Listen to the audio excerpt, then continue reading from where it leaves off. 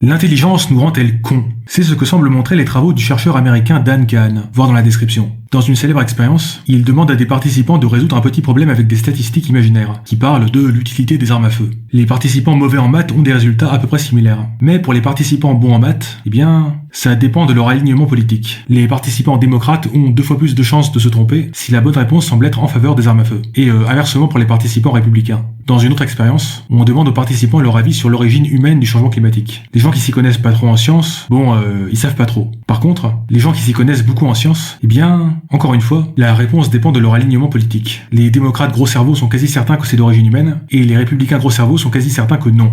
Bref, il semblerait que, lorsqu'on est intelligent et cultivé, cela ne nous fait pas converger vers la vérité avec un grand V. Au contraire, cela semble nous fournir des armes intellectuelles pour trouver des justifications à nos intuitions morales et politiques. Autrement dit, plus nous sommes intelligents et cultivés, plus nous sommes doués pour nous auto-bullshiter sur certains sujets. Et donc, au final, plus nous sommes cons. Ce qui est un petit peu embêtant, vu qu'on part souvent du principe que, dans un pays démocratique, pour prendre de bonnes décisions, il faudrait simplement que les gens soient bien éduqués et bien informés. Et que pour cela, il suffirait, par exemple, de les asperger de culture scientifique et d'esprit critique. Sauf qu'en fait, sans certaines précautions, il se pourrait bien que cela aggrave la situation. Mais est-ce qu'il n'y aurait pas un antidote à cela?